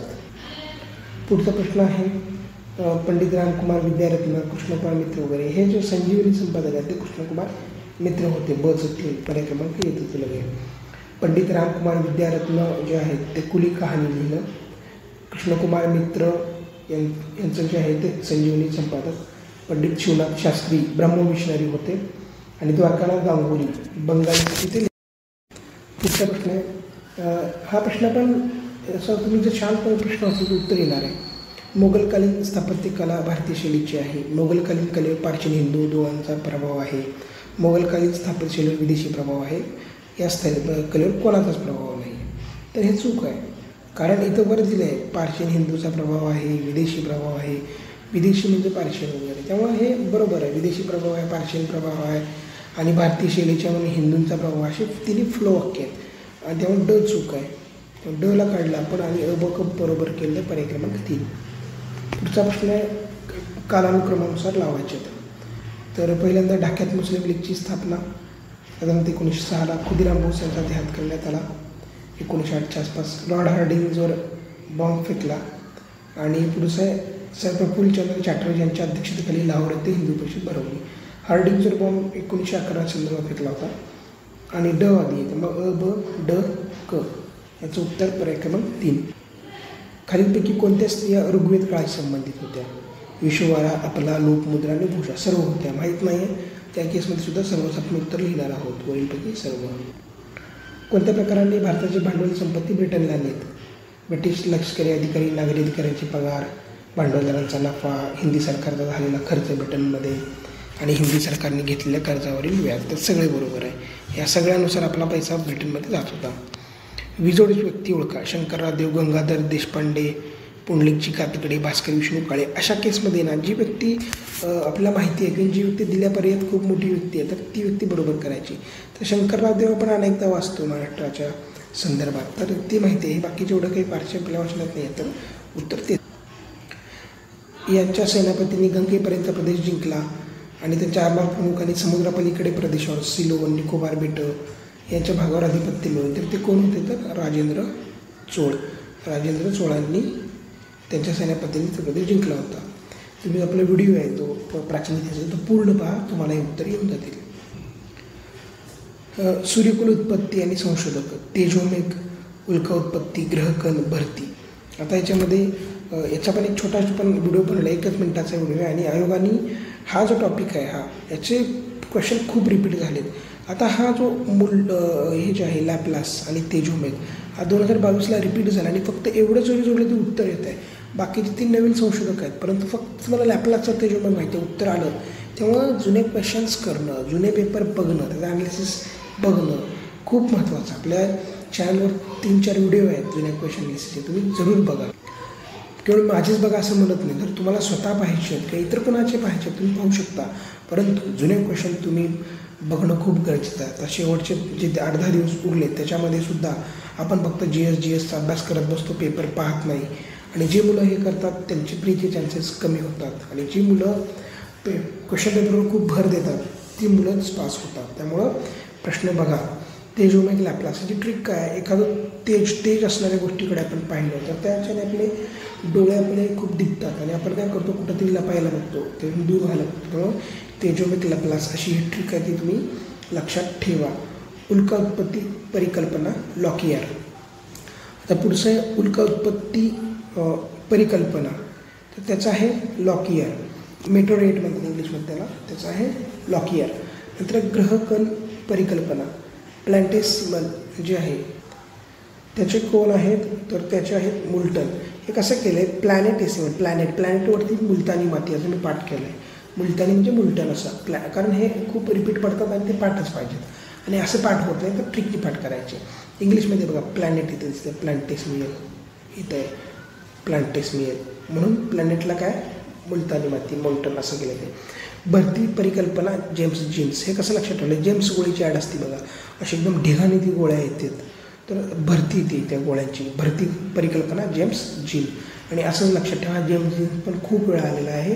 आपला 1 मिनिटाचा व्हिडिओ तुम्ही तो बघा, तुम्हाला सगळं हे जे विविध थेरीज आहेत तेव्हा तिथे दिसतील आणि तुम्ही ते पाठ करा, तुमच्या ट्रिकली पाठ करा किंवा मी जे सांगितले त्यानुसार पाठ करा. भूखंड सिद्धांतासाठीचे पुरावे कुठले आहेत, तर जिग्सॉ फिट, विविध क्षेत्रातील जीवाश्म, हे जे 2 पुरावे आहेत हे बरोबर आहे. जिग्सॉ फिट आणि जिग्सॉ फिट म्हणजे काय, तर तो जो आफ्रिका खंड असं काहीतरी आहे आणि इकडचा जो अमेरिका वगैरे खंड आहे तो जो आहे तो असं एकमेकाला मॅच होतात आणि असं तो पूर्ण बनतो, म्हणजे ते जिग्सॉ फिट होते, तेव्हा ते बरोबर आहे. आणि विविध क्षेत्रातील जीवाश्म हेही बरोबर आहे. भ्रंशमूलक प्रवाह म्हणजे ट्रान्सकरंट फॉल्ट्स, कॉन्व्हेक्शन इन मेंटल, हे सगळं चूक आहे. ह्या जो क्वेश्चन आहे 11वीचा NCERT जे आहे ना त्यावरचा हा क्वेश्चन आहे. आपल्याला वेळ मिळाल्यास आपण त्या 11वी NCERTवरती पण एक व्हिडिओ बनवूया आणि आपण खरंच चूक असाल तर मला कमेंट बॉक्समध्ये सांगा, आपण व्हिडिओ बनवूया. पृथ्वीचा अंतर्गामा निकेल आणि लोह यांच्यापासून बनलेला आहे, निकेल आणि फेरस बरोबर आहे, निफेपासून बनतो तो. पृथ्वीचे कवच सिलिका, ॲल्युमिनियम आणि मॅग्नेशियम यांच्यापासून बनलेलं आहे, हे पण बरोबर आहे. हा जो आहे पृथ्वीचा अंतर्गामा किंवा विविध असे कारक घटक आहेत, वारा, समुद्र, याच्यावरती क्वेश्चन दरवर्षी येतो आहे, त्यामुळे तो पण टॉपिक करा. आणि अजून एक गोष्ट, समजा 2 स्टेटमेंट आहेत मला माहीत नाही तर सहसा चूक करायचं, दोन्ही बरोबर म्हणायचं, पण हे पण तुमच्या पर्सनल चॉईसवरती आहे, पण माझा सल्ला असेल की दोन्ही बरोबर करा. इथं बघा, इथं पण 2 स्टेटमेंट बरोबर आहे. दख्खनचे पठार बेसाल्टपासून आहे आणि ते ज्वालामुखीच्या उद्रेकातून ते खडक बनलेलं आहे आणि लावा संचलनातनं बनलं, दोन्ही बरोबर. आता पुढं काय म्हटलं आहे, बहिर्निर्मित, अग्निजन्य, अंतर्निर्मित, जलजन्य, रूपांतरित. तर याच्यामध्ये इंग्लिशमध्ये पण बघू शकतो मी एक्सट्रुझिव्ह, इंट्रुझिव्ह, डाईक वगैरे हे जे ते खडकाचे त्यांनी काय म्हणतो आपण स्तंभ दिलेले आहेत, कुठलं स्तंभ ब मध्ये दिलेले आहेत. तर डाईक जो आहे ना तो पृथ्वीच्या पोटात बनतो, म्हणजे अंतर्निर्मित डाईक, हे मला फिक्स माहिती आहे. बचं एक इथं आहे बघा, आलं उत्तर. हे पण 11वी NCERT मधला क्वेश्चन आहे. बचा 1 बहिर्निर्मित कॉंग्लोमेरेट दिलं आहे, कचं 2 जलजन्य खडक करून त्याचे खडक आहे, रूपांतरित खडक ग्राफाईट. तुम्हाला काही माहीत नाही पण तुम्हाला एवढं माहिती ग्राफाईट हा रूपांतरित आहे. डचं 3 याच्यावरून उत्तर आलं. बाकीचं काही जरी माहीत नसलं, मला जे माहिती आहे त्याच्यावरून उत्तर आलं तर उत्तर येतं. हा NCERT आहे, ज्यांना NCERTमध्ये इंटरेस्ट आहे त्यांनी मला मेसेज करू शकता, आपण स्पेशल NCERTच्या आपण गोष्टी डिस्कस करू. हा बघा, विविध कारक आहेत त्यांचाही विचारला. यू आकाराची दरी हिमनदी, गळई नदी, बारखन वाऱ्यापासून आणि कमान जे आहे समुद्र लाटापासून. हा पण प्राकृतिक भूगोलावरचा सोपा क्वेश्चन आहे. आता इथे बघा 2 स्टेटमेंट आहेत, दोन्ही बरोबर दिलेत. सौरशक्तीपासून जी येणारी उष्णता आहे 35% जो आहे त्याचा उपयोग होत नाही आणि त्याला भूधवलता म्हणतात, म्हणजेच काय अल्बिडो म्हणतात त्याला, अल्बिडो पार्थ. हवेचे अणू, लहान धुलीकण, ढग, पृथ्वी पृष्ठभाग यांच्यापासून विकिरण परावर्तन क्रियेमुळे उष्णता लघुलहरीद्वारे आकाशात पाठवते, बरोबर आहे. येताना ती दीर्घ लहरीद्वारे येते, जाताना लघुलहरीद्वारे जाते. आणि ब हे अचे योग्य स्पष्टीकरण आहे. पुढचं बघा, चिनोक स्थानिक वारे, दरवर्षी क्वेश्चन आल्यासारखं याच्यावरती आहे, स्थानिक वाऱ्यावरती वगैरे. आपण याला जगाच्या भूगोलात कन्सिडर करू शकतो. चिनूक जे आहे ते उत्तर अमेरिकेच्या रॉकी पर्वतात, हे जे ठीक सांगतो कसं पाठ केलं आहे. खूप दिवसाचं कन्फ्युजन होतं. रॉक म्हणजे दगड आणि चिनूक म्हणजे छोटा छोटा दगड. चिनूक दगड, चिनूक रॉक्स असं पाठ केलं आहे. Chinook Rocky. अला तुम्ही 4 द्या, उत्तर तुमचं आलेलं आहे. ब फॉन काय युरोपमधला आल्प्स पर्वत, हे कसं लक्षात ठेवायचं. युरोपमध्ये असे थंडीचे प्रदेश आहेत, तिथल्या लोकांना असं थंड प्रदेशात राहावं वाटतं, गरमीत त्यांना त्रास, त्यामुळे ते फॅन वापरतात. फॉन युरोपमधला आल्प्स. त्यानंतर लू आपल्या भारतातलं आहे, लू उत्तर भारत, त्यामुळे बचं 3 लू उत्तर भारतातला मैदानी, कचं 3. तुम्हाला बाकी काही नाही माहीत आणि भारताचं तरी माहिती आहे, तुम्ही तुमचा क्वेश्चन नीट वाचला आणि मला समजा ब क काय माहिती, पण लू मला माहिती आहे, लू भारतातला आहे, त्या कला 3 तिला उत्तर आलं, म्हणजे शांत पेपर सोडवला. हे कधी येतं सगळं, जेव्हा तुम्ही जुने पेपर जे आहेत ते वारंवार बघता तेव्हाच ते कळतं. आपण सगळे व्हिडिओ बनवले आहेत, तुम्ही व्हिडिओ जरी नुसते पाहिले तरी फायदा होईल, तुम्ही स्वतः जरी पाहिले तरी काही अडचण नाही. आणि पेपरच्या दिवशी सकाळी जाताना तुम्ही मागच्या वर्षीचा पेपर 100% पाहायचा आहे, पेपरच्या आदल्या दिवशी पण पाहायचं आहे, त्याची उत्तर टिक करून ठेवा तुम्ही आणि फक्त तो पेपर डोळ्याखालून घाला, तुम्हाला 100% परीक्षेमध्ये याचा फायदा होणार. ही खूप मोठी ट्रिक आहे परीक्षा पास व्हायची. अशा अनेक ट्रिकचा आपण एक व्हिडिओ बनवलेला आहे, पेपरमध्ये काय करायचं, कसं पास व्हायचं, याच्या आपल्या चॅनलवरती खूप व्हिडिओ आहेत, तुम्ही ते पाहू शकता. आता याच्यामध्ये आपण इतर बघूया. मिस्ट्रल जे आहे ते मिस्ट्रल जे आहे ते दक्षिण युरोप ते भूमध्य समुद्र या दरम्यानला, म्हणजे फ्रान्समध्ये ॲक्च्युली मिस्टर जे आहे ते फ्रान्समध्ये, ते मिस्टर फ्रान्स असं मी पाठ केलं आहे. ते मिस्टर दक्षिण युरोप ते भूमध्य समुद्र तिथं आहे. मृदेवरती दरवर्षी प्रश्न आहे. आयोग काय करतो, जे घटक आहेत ना जुने, त्याच घटकावरती थोडं इकडचं तिकडचं बदलून क्वेश्चन विचारतो. त्यामुळे जुने पेपर बघा, तेवढे घटक बाजूला काढा आणि त्याच घटकांचा अभ्यास करा. उघड असं ढिगभर पुस्तकं टाकून काही पण वाचत बसू नका. आता त्याच्यावरचे 10 दिवस आहेत ना, जुने टॉपिक जुने पेपरमधले बघा आणि तेवढेच टॉपिक रिवाईज करा, पास व्हायचे चान्सेस वाढतात. आता पर्वतीय मृदा कुठं आहे, म्हणजे काय आहे त्याच्यात, सफरचंद, काश्मीरमध्ये सफरचंद आहे, पर्वतीय मृदा आहे, लॉजिकचं क्वेश्चन आहे. ते पर्वतीय मृदा सफरचंद आलं उत्तर. की आपल्याला काय माहीत नाही, किंवा एवढं माहिती आहे काळी मृदाची कापसाची आहे, बला 4 द्या, आलं उत्तर. आपल्याला जे माहिती आहे त्याच्यावर उत्तर येतं. वाळवंटी मृदा, भरड धान्य, राजस्थान, जांभी मृदा, काजू, कोकण. पुढचा प्रश्न आहे विविध श्रेणीचे खडक. गोंडवना खडक, यवतमाळ, गडचिरोली. हे कसं लक्षात ठेवलं आहे, गोंडवनाचा आहे ग आणि ड आहे, गडचिरोलीचं गडचिरोली. धारवड खडक, भंडारा गोंदिया. ॲक्च्युली धारवड जे आहे ना ते असं कर्नाटकमध्ये आहे आणि आपला असं महाराष्ट्र आहे. तर भंडारा गोंदिया ॲक्च्युली इकडं आहे, भंडारा गोंदिया. तर हे दूर आहे याच्यापासून, तर लगेच चिटकून नाही आहे, तर असं ते दूर आहे, असं लक्षात ठेवलं आहे. आर्कियन खडक जे आहेत, आर्कियन खडक सावंतवाडी आणि वेंगुर्ला. विंध्य श्रेणीचे खडक आहेत ते चंद्रपूर. हे कसं लक्षात ठेवलं आहे, विंध्यला इथं विंध्यला टिंब आहे, चंद्रला पण टिंब आहे, असं लक्षात ठेवलं. हे असंच पाठ करणार तर विसरतं परीक्षेमध्ये, काही आठवत नाही. अजून तुम्हाला ट्रिक सांगते ही काय आहे, तर विंध्य आहे, विंध्यला टिंब आहे म्हणून चंद्रला पण टिंब आहे बघा, इथं विंध्याला चंद्र देऊन टाकायचं. गोंडवना गड, गडचिरोलीला गड असं. आणि धारवड आहे ते कर्नाटकात धारवड भाग आहे, तिथं जे खडक सापडले त्यावरून त्याला धारवड नाव दिलं गेलं. आणि ते महाराष्ट्रात भंडारा गोंदियाकडे ह्या टोकाला, त्याला चुटकून नाही दुसरीकडे, ते इकडे हे आहेत ते भंडारा गोंदियामध्ये धारवड खडक. आणि आर्कियन जे आहेत ते सावंतवाडी वेंगुर्ला. 17 क्वेश्चन रद्द झालेला आहे.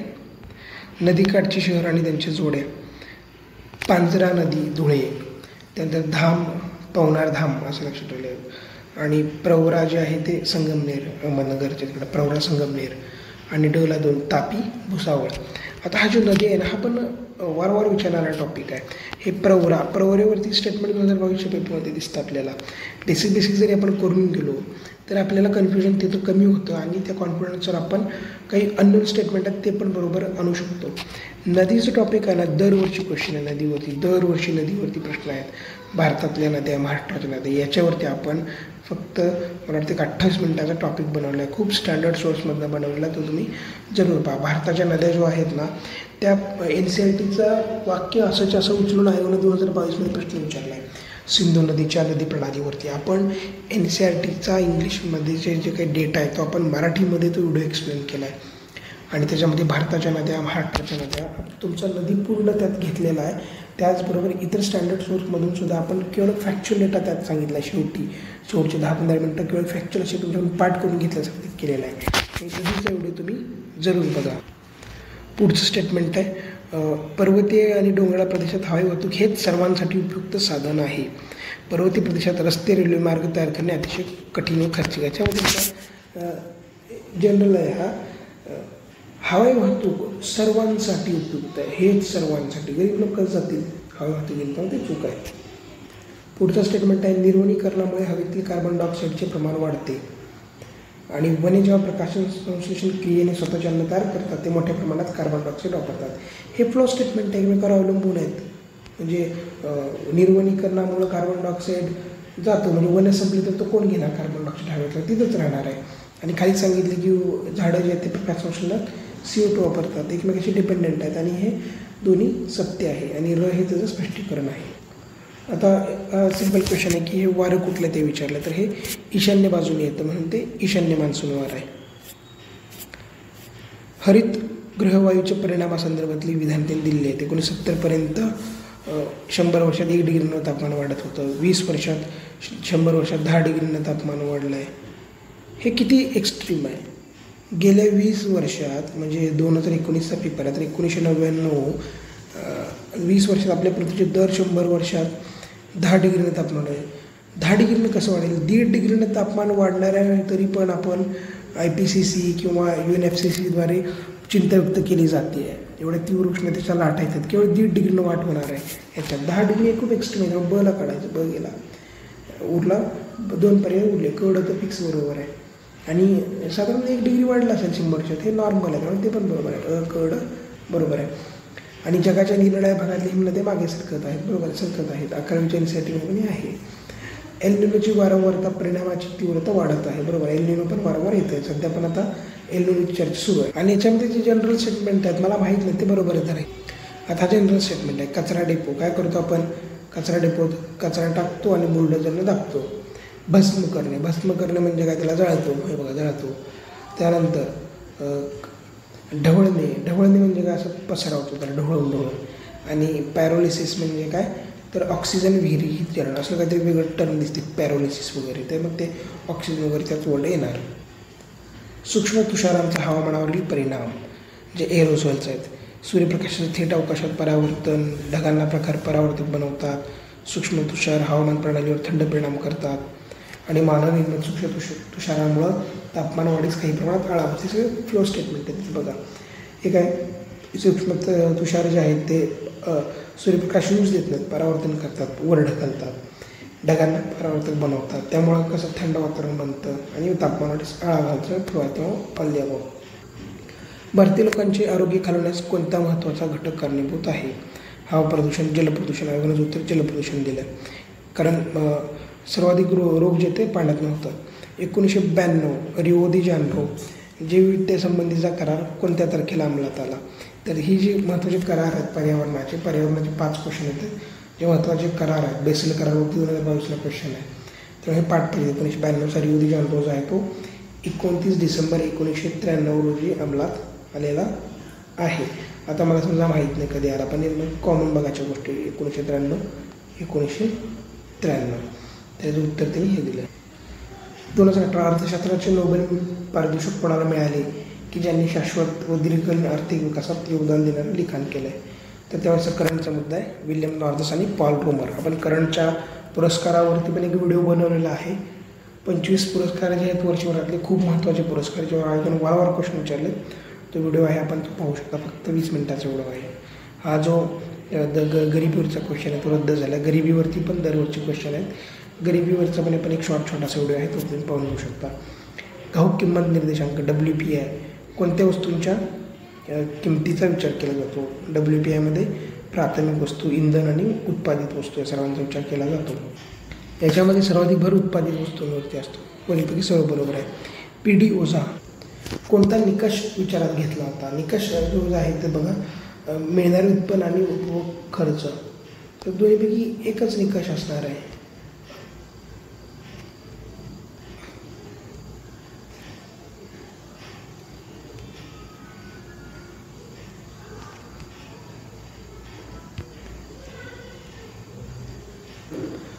त्यामुळे जो उत्तर आहे प्रति व्यक्ती प्रति महिना उपभोग खर्च. उपभोग खर्चावरती भारतातल्या जेवढ्या समिती आहेत ना सगळ्यांनी उपभोग खर्चावरतीच जे काही अंदाज बांधले ते सांगितलेले. PD ओझा उपभोग खर्च हा सिद्धांत म्हणजे हा निकष त्यांनी विचारात घेतला आहे. उपभोग खर्च दोन्ही नाही आहे किंवा वरीलपैकी नाही, हे पण असं नसणार आहे. दोन्ही पण नसणार आहे. त्यामुळे दोन्हीतलं एक मारू शकता तरी माहीत नाही. सर्वसमावेशक वृद्धी प्रक्रियेत शासनाच्या योगदानाचे निर्देशक कोणते आहे? तर द रिव्हेन्यू GDP रेशो, महसूल स्थूल देशांतर्गत उत्पादन प्रमाण, सार्वजनिक गुंतवणूक स्थूल देशांतर्गत उत्पादन प्रमाण. म्हणजे काय? गव्हर्नमेंटचं जे कंट्रीब्युशन आहे इन्क्लुसिव्ह ग्रोथमध्ये ते कशावरनं दिसतं आपल्याला? तर निर्देशांक कुठला आहे? तर रिव्हेन्यू GDP रेशो म्हणजे GDPचा आणि रिव्हेन्यूचा जो रेशो वाढला, जर इन्क्लुजनने विकास होत असेल तर तो वाढणार आहे, रिव्हेन्यू वाढणार आहे. पब्लिक इन्व्हेस्टमेंट पण वाढणार आहे. इन्क्लुजन करायचे तर सरकार जास्तीत जास्त पैसे घालेल शिक्षण आरोग्यावर, त्यामुळं पब्लिक इन्व्हेस्टमेंट रेशो पण वाढणार आहे. त्यामुळे वरीलपैकी दोन्ही बरोबर आहे. आता असं काही अननोन क्वेश्चन आहेत ना, त्यात सहसा बरोबर करा. पुढं अननोन म्हणजे इकॉनॉमीला बऱ्याचदा जणांना कळत नाहीत गोष्टी, तर तुम्ही इकॉनॉमी ऑल द अबाव मारू शकता. पण हे कधी 3rd राऊंडला आधी येणारे सोडवले. अभ्यास पाहिजे, नुसतं जातो आणि ऑल द अबाव करतो चालत नाही. अभ्यास पाहिजे. योग्य काळातील योजना काळातील 1951-2011चा जो कालखंड आहे त्या बाबतीत सत्य विचारलं आहे. देशाच्या अन्नधान्य उत्पादनात 4 पट वाढ झाली. भारतीय उद्योगांचे विविधीकरण झाले. आयात पर्यायीकरण, निर्यात विविधीकरण आणि विज्ञान तंत्रज्ञान विद्येचा प्रसार झाला. दारिद्र्य बेकारीचं प्रमाण कमी करण्यात यश आलं. उत्पन्न संपत्तीचे विकेंद्रीकरण करणं, आर्थिक सत्तेचे केंद्रीकरण कमी करण्यात यश आलं. सत्य काय ते विचारलं. तर 91 उत्तर आहे. पर्याय क्रमांक 3 उत्तर आहे बघ. कारण याच्यामध्ये आहे ना संपत्तीचं विकेंद्रीकरण चूक आहे, उलट केंद्रीकरण वाढतं आहे. त्यामुळे चूक आहे. ला काढा ओला ब क आणि ब म्हणजे ब फिक्स बरोबर आहे. आणि क मध्ये दारिद्र्य बेकारीचं प्रमाण यश कमी करण्यात यश आलं नाही. ते अजूनही मोठ्या प्रमाणात दारिद्र्य आहे, बेकारी मोठ्या प्रमाणात आहे. आणि अन्नधान्य उत्पादनात वाढ झाली. विविध उद्योगांचं विविधीकरण म्हणजे बरोबर आहे, कारण वेगळ्या प्रकारचे उद्योग आपल्या देशात आहेत. कोणते सहस्त्रक विकास ध्येय इंग्लिशमध्ये वाचायचं. MDG कुठलं नाही आहे. MDG SDG दरवर्षी क्वेश्चन आहे. 22मध्ये पण क्वेश्चन आहे, 21मध्ये सगळीकडे आहे. तर अतिगरिबी, भूक उच्चाटन आहे, सार्वत्रिक प्राथमिक शिक्षण आहे, बालमृत्यू आहे, कृषी शाश्वता, कृषी वगैरे असा स्पेसिफिक शब्द नाही, त्यामुळे हे नाही आहे. जेंडर इनइक्वॅलिटी इंडेक्स हा प्रश्न रद्द झाला आहे. अल्पसंख्याक समुदायांच्यासाठीची योजना कुठली आहे. नई रोशनी, पढो परदेस, नई मंजिल. आता अल्पसंख्याकामध्ये ना नई असे इंग्लिश हिंदी थोडे वर्ड असतात. नई, पढो परदेश, नई मंजिल, नई संबंध जे आहे ना ते सगळं अल्पसंख्याकाचं आहे. ब ड फिक्स बरोबर आहे. तर ते कुठं आहे ते वरीलपैकी सर्वमध्ये. नई रोशनी, पढो परदेश, शिका कमवा आणि नई मंजिल. रोशनी आहे ना ती रोशनी जे नक्षलवादी भाग आहे त्या संबंधीचा, आणि नई रोशनी जे आहे ते अल्पसंख्याक संबंधीची होईल. तर SDG बघा, म्हटलं SDGवर पण क्वेश्चन असतोच. SDGची काही उद्दिष्ट आहेत. कधी जून 12मध्ये रिओ 20 परिषद याच्यावरतीच क्वेश्चन आला आहे 2022मध्ये. हे जे आहे ना रिओ 2012 आहे याच्यातच चुकवलं. म्हणजे PYQ तुम्ही नीट करून गेला असता 2 मार्क 2022च्या प्रीला 100% आले असते. 22 का 21ला, मला वाटतं 22लाच. त्यामुळे जुन्या क्वेश्चनवर कमांड पाहिजेच. किमान राज्यसेवेला आहेत किती क्वेश्चन, राज्य पूर्व परीक्षा आहे. इकॉनॉमीचे 15 क्वेश्चन आहेत. अच्छा 3-4 वर्षाचे केलं तर फक्त 60 क्वेश्चन, 5 वर्षाचे केलं तर 75 क्वेश्चन तुम्हाला करायचे. त्यातनं प्री पास होऊ शकतो आपण. त्यामुळं जुने क्वेश्चन बघा, माझेच व्हिडिओ बघा असं मी म्हणत नाही, परंतु तुम्ही पेपर डाउनलोड करून बघा किंवा इतर कोणाचे पण बघा. पण व्हिडिओ तुम्ही 100% बघा. थोडा GS अभ्यास कमी करा, पण PYQवर जास्त द्या. काय विचारलं नव्हते ते विचारलं, क्वेश्चन नीट वाचणं गरजेचं आहे. गरिबी उच्चाटन होतं, आरोग्य शिक्षण होतं, जागतिक भागीदारी होती, अतिरेकी संघटना असं कुठं वर्ड नव्हता, त्यामुळे ते उलट आहे. सहसा काय असतं, असं काही चुकीचं काढा विचारलं तर सहसा आयोग शेवटच्या वेळी चुकवतो. हा एक जुन्या पेपरवरून निघालेलं कन्क्लुजन आहे. शेवटी हा डिसिजन तुमचा आहे. आता लोकसंख्या आणि शहरं. मुंबई सर्वाधिक आहे आपली, दशलक्षामध्ये आहे मुंबई, 18 दशलक्ष. त्यानंतर आहे दिल्ली 16, त्यानंतर आहे कोलकाता आणि मग चेन्नई 8.7. इकॉनॉमीमध्ये लोकसंख्येवरती दरवर्षी फिक्स क्वेश्चन आहे. लोकसंख्या धोरण, लोकसंख्या टॉपिक करा. आपण तिन्ही पेपरच्या व्हिडिओमध्ये ह्या गोष्टी हायलाईट केलेल्या आहेत. त्यामुळं लोकसंख्या टॉपिक करा, किमान 4 मार्क तुम्हाला मिळतील. 1991 LPG प्रतिमान कोणाचं आहे. तर तेव्हा काय विचारलं आहे, कुठल्या अर्थमंत्र्यांनी. तेव्हा पंतप्रधान नरसिंहराव होते. लगे बघा 1 नंबरला नरसिंहराव पर्याय दिला आयोगाने. पण विचारलं काय, प्रश्न शेवटपर्यंत पाहायचा. आपण काय करतो, 1991 LPG, अरे लगेच आपल्याला वाटतं की नरसिंहराव. विचारलं अर्थमंत्री, एंडपर्यंत वाचायचा. 91 LPG लगे वाचून खुश होतो आणि नरसिंहराव मारतो, उत्तर चुकतं. अर्थमंत्री विचारायला. असं 11व्या योजनेतील काही लक्ष्य दिली आहेत. पायाभूत सुविधा, पर्यावरण, उत्पन्न, गरिबी, शिक्षण, आरोग्य, तर सगळी बरोबर आहेत. आता तुम्हाला डाऊट घ्यायचं नाही. राज्यसेवेचं वैशिष्ट्य असं आहे किंवा एक सध्याच्या एक्झाम्सच्या ह्याचं फार डाऊट घेत बसायचं नाही. मला फिक्स माहिती आहे का हे नव्हतं तरच त्याला नाही म्हणायचं, नाहीतर ह्याला नाही म्हणायचं नाही. अशा अनेक गोष्टी आहेत. आपला एक व्हिडिओ आहे पेपर कसा सोडवायचा, पेपरच्या दिवशी काय करायचं, 8 दिवसांनी काय करायचं, तो व्हिडिओ तुम्ही बघा. वित्तीय सर्वसमावेशतेसाठी जनधन योजना जी आहे, पंतप्रधान जनधन योजना, प्रधानमंत्री, ती कोणत्या दिवशी सुरू करण्यात आली. तर घोषणा 15 ऑगस्टला होती, पण ॲक्च्युअल सुरुवात ती 28 ऑगस्ट 2014ला आहे. तेव्हा पर्याय क्रमांक 3 बरोबर आहे, 28 ऑगस्ट 14. जमीन सुधारण्याच्या बाबतीत कोणत्या गोष्टी असतात, मध्यस्थांचे उच्चाटन, कुळ कायदा, जमीन धारणा, सहकारी शेती, सगळे असतात. हे जमीन सुधारणा हा जो आहे ना तो त्याच्या आधीच्या सगळ्या एक्झामला विचारला आहे, त्यामुळे ह्या वर्षी पण आला आहे. त्यामुळं निरीक्षण खूप महत्त्वाचे आहेत. आता विज्ञानचे राहिले ते पाहूया. हा क्वेश्चन आहे, उपग्रहामध्ये अंतराळवीर हा वजनरहित अवस्था अनुभवतो. ॲस्ट्रॉनॉट जो आहे तो वजनरहित अनुभवतो अवस्था. कारण विचारलं त्याचं आणि फायनल केलेलं उत्तर वरीलपैकी कोणतेही नाही दिले. कारण उपग्रहाच्या आतील पृष्ठभागाकडून अंतराळावर प्रयुक्त होणारे बल हे शून्य असते. असं शून्य वगैरे नसतं तर ते बल असतं. ते अंतराळवीर उपग्रहाचा पृष्ठभाग एकमेकांकडे आकर्षित केले जातं. अंतराळवीर कोणत्याही गुरुत्वीय बलाने आकर्षित जात नाही, हे पण नाही आहे. त्यामुळं हे जे आहे ना क्वेश्चन, याच्यामध्ये असे ठोस असे पर्याय नव्हते. त्यामुळे वरीलपैकी म्हणजे पर्यायातले काही सगळेच बरोबर किंवा चूक, हे जे कॉम्बिनेशन आहे ते चुकीचं होतं. त्यामुळे वरीलपैकी नाही उत्तर दिलेलं आहे. इलेक्ट्रॉनिक दळणवळण पद्धती, डिजिटल अंकात्मक संदेश. इंग्लिशमध्ये बघा, electronic communication system, digital signals काय असतात. तर सलग संदेश पुरवत नाही, विलग पायऱ्यात सादर केला. इथं बघा हे फ्लो वाक्य, सलग नसतात पुरवत ते, तर विलगमय पुरवतात पायऱ्यांमध्ये. ते द्विमान बायनरी वापरतात, दशमान द्विमान दोन्ही वापरतात. असं नसतं, कुठलं तरी एकच असणार आहे. किंवा कड हे येणारच नाही, म्हणजे दोन्ही कड एकत्र येणार असा पर्याय कुठला तो काढायचा. इथं आहे बघा, हा गेला.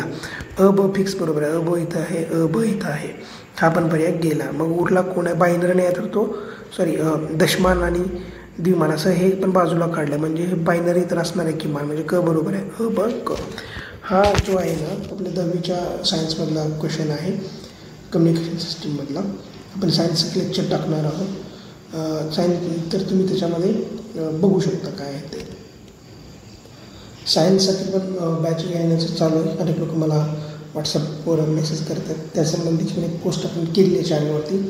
तर तुम्ही इंटरेस्टेड असाल सायन्सच्या याच्यामध्ये तर त्या पोस्टमध्ये एक व्हॉट्सअप नंबर दिलेला आहे, त्याच्यावर तुम्ही मला मेसेज करू शकता.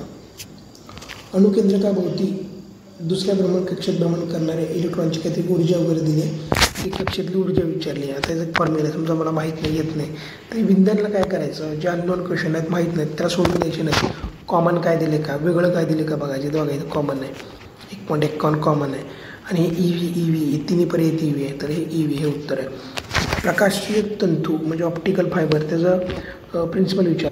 तर इंग्लिशमध्ये पाहिलं तर ते काय, टोटल इंटरनल रिफ्लेक्शन, सी बरोबर आहे. पुढचं बघा, अल्फा कण बीटा कण वगैरे जे असतं ना गॅमावर त्याच्यावरती आहे. तर ऋणभारित बीटा जे आहे ते धन अल्फापेक्षा जास्त अंतर्भेद करतात, म्हणजे अल्फापेक्षा बीटा जास्त अंतर्भेद करतात, बरोबर आहे. उदासीन जे असते गॅमा ते बीटापेक्षा जास्त करतात, बरोबर आहे. सर्वाधिक गॅमाच असतात. आणि सर्वसाधारण उदासीन कण जे आहेत त्यांची अंतर्भेद शक्ती अत्युच्च असते. आता याच्यामध्ये ना अ ब क विधाने तिन्ही बरोबर असं कुठं दिलं आहे का, दिलं नाही आहे. अ फिक्स बरोबर आहे, ब पण फिक्स बरोबर आहे. त्यामुळं अ ब बरोबर असणार पर्याय क्रमांक. During inelastic collision between two bodies which of the following quantities always remain conserved. जेव्हा इनइलॅस्टिक कोल्युजन होतं दोन बॉडी दरम्यान तेव्हा टोटल लिनियर मोमेंटम कन्झर्व होतो. त्याचं उत्तर आहे टोटल लिनियर मोमेंटम.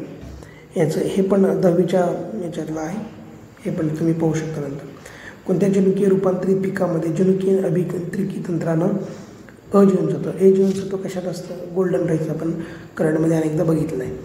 नागतोडा याच्यात नर मादीमध्ये किती संलग्न गट आहेत, तर याच्यात बघा 4 4 10 10 12 12, हा अननोन होता, याचं उत्तर 12 12 दिलेलं आहे त्यांनी. कोणत्या वनस्पतीत HSK किंवा C4 असं प्रकार संशोधन आहे, तेव्हा ऊसामध्ये आहे. तर याचं उत्तर आहे ऊस. याचं कशा लक्षात ठेवायचं, ऊस 2 अक्षर शब्द आहे आणि C4 मध्ये उच्च दुप्पट 4 असं ऊस C4 हे मुख्य परीक्षाला आपला जो कृषी घटक आहे त्याला सुद्धा हे उपयोगी येतं. रसायनापासून स्वतःचे अन्न तयार करणारे जे जीवन आहे स्वयंजीवी ते कोणत्या रसायनाचं विघटन करतात.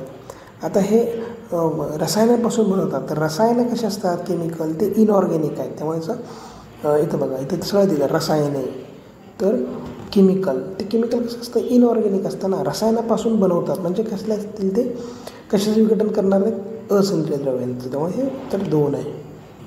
राज्यसेवा पूर्वपरीक्षेला अनेक क्वेश्चन असेच असतात. तुम्हाला तिथं हॉलमध्ये बसून विचार करून त्या क्वेश्चनमध्ये नेमकं काय दिलं आहे ते बघून तुम्हाला सोडवायचं आहे. पुढचा प्रश्न, मानवी शरीरातील नॅफ्रॉनमध्ये युरिन बनवण्याचा जो घटनाक्रम आहे तो विचारला आहे. अल्ट्रा फिल्ट्रेशन, फिल्टर होतं, मग सिलेक्टिव्ह रिऑब्सर्प्शन, मग उरलेल्या जे त्यातलं सिलेक्टिव्ह काढलं जातं आणि मग ट्यूबलेस सिक्रेशन, मग ट्यूबलेस सिक्रेशन ते होतं. तेव्हा त्याचं उत्तर आहे पर्याय क्रमांक 3. आता हे जरी माहीत नसेल तरी बघा कॉमन बघा, अल्ट्राफिकेशन, सिलेक्टिव्ह ट्युबलर सर्क्युलेशन. आणि इथे हे कॉमन दिसतं तुम्हाला, हा पर्याय सगळ्यात कॉमन आहे. इथं बघा दुसऱ्या गर्भावस्थेसाठी धोकादायक काय, RH प्लस RH निगेटिव्ह असं दिलं आहे. तसं ह्याच्यामध्ये ना हे बघा इथं पॉझिटिव्ह निगेटिव्ह आहे, म्हणजे दोन्हीच सेम आहे ते पर्याय काढायचे. पॉझिटिव्ह गेला, निगेटिव्ह गेला. याच पद्धतीनं तुम्हाला इंग्लिशचा जो ऑब्जेक्टिव्हचा पेपर आहे कंबाईन मेन राजस्व मेनला, तिथं पण हेच आहे. इंग्लिशमध्ये पण आयोग तेच करतो. असं सेमचे जे पर्याय आहेत ना ते बाजूला काढून टाकायचे. हे समजा ऑन आणि ऑफबद्दल विचारलं, कुठं कुठं ऑन बसतं, कुठं ऑफ बसतं. 2 पर्याय असं असतात की दोन्हीत एकात ऑन आहे, एकात ऑफ आहे, तर ते दोन्ही बाजूला काढायचे. पुढचा प्रश्न आहे श्वसन रंगद्रव्य आणि पशुसमूह. तर बघा हिमोग्लोबिन आपल्यामध्ये असतं, पृष्ठवंशी आपण म्हणून अला 2. क्लोरोक्विनिन जे अन्नलिड्समध्ये आहे, हिमेरिथ्रिन जे आहे ते लिंगुलामध्ये, आणि हिमोसायनिन मोलुस्कसमध्ये. आता समजा मला माहीत नाही पण कॉमनली बघूयात आपण. तर इथं बघा हिमोग्लोबिन जो आहे तो आपण इथे बघितलं पृष्ठवंशी अला 2, म्हणजे 2पैकी उत्तर असणार आहे. इथं कॉमन दिसतं तुम्हाला. आणि इथं डला 4, इथं पण तेच कॉमनच आहे, म्हणजे दोन्हीपैकी तुम्ही उत्तर लिहू शकता. आता बघा हा स्नायू संकोचन सिद्धांत आहे, माहीत नाही काय आहे. तर तो आधुनिक स्नायू संकोचन संकल्पना स्पष्ट करत असेल तो सिद्धांत आहे, काही ते संकल्पना स्पष्ट करतो. आणि हॅक्सलॅनी मिरर जर्के यांनी मांडला असेल, माहीत नाही, दोन्ही बरोबर करायचं. कॅल्सिनेशन प्रक्रियेतून काय बाहेर पडतं, कार्बन डायऑक्साईड आणि हायड्रेटमधून पाणी, 1 किंवा 2 हे धातूवर अवलंबून. हा थोडासा ब्रॉड पर्याय होतो, तेव्हा हे उत्तर लिहायचं. हरित रसायनशास्त्र म्हणजे काय, तर इथं 4 नंबरमध्ये दिलं, बिनविषारी द्रव्य वापरून पर्यावरणपूरक उत्पादने तयार करणं, म्हणजे हरित ग्रीन म्हणतो ना आपण, ते पर्यावरणपूरक. खालीपैकी लुईस आम्ल कुठलं नाही, माहीत नाही. समजा हे कॉमन आहे, हे बघा हे कॉमन दिसतं असं. 2पैकी एक उत्तर तुम्ही लिहू शकता. खालीपैकी कोलॉइडल सोल्सची वैशिष्ट्ये आहेत. कोलॉइडल सोल्स, टिंडाल परिणाम आणि ब्राउनियन गती, हे याची उत्तर आहेत. टिंडाल परिणाम आणि ब्राउनियन गती हे पण 10वीच्या फिजिक्समध्ये आहे, सायन्सच्या लेक्चरमध्ये आपण कव्हर करूया. खालीपैकी दिलेली कोणती विधाने बरोबर आहेत. पोलार मॉलिक्युलवरती जो क्वेश्चन आहे, HF आणि H2 हे पोलार मॉलिक्युलर आहेत, बरोबर आहे. आणि CH4CO2 हे नॉन पोलार आहेत, हे पण बरोबर आहे. पुढचा क्वेश्चन, कोणत्या अभिक्रिया अमोनिया तयार करण्यासाठी वापरतात. जनरली असं जे अभिक्रियांवरचा जो काही क्वेश्चन विचारला सगळ्याच बरोबर दिलं आहे ना. आणि अमोनिया म्हणजे काय, NH4 असतो. इथं बघा इथं NH4 दिसतं आहे, याच्यातनं अमोनिया बनणारच आहे. इथं NH दिसतं आहे, याच्यातनं पण अमोनिया बनणार आहे. इथं पण NH आहे, NH4 अमोनिया बनणार आहे. म्हणजे जनरल जरी बघितला तुम्ही आणि अमोनिया म्हणजे NH4 तुम्हाला माहिती आहे, तर तो बनणार आहे. अशा प्रकारे आपण सगळे क्वेश्चन्स कव्हर केलेले आहेत. आपण हा व्हिडिओ पाहिला त्याबद्दल आपले धन्यवाद. आपण चॅनलला सबस्क्राईब करा आणि इतर पण व्हिडिओ आपण पाहून आपण राज्यसेवेचा जो पेपर आहे तो या अप्रोचनं सोडवा. आपल्याला पेपर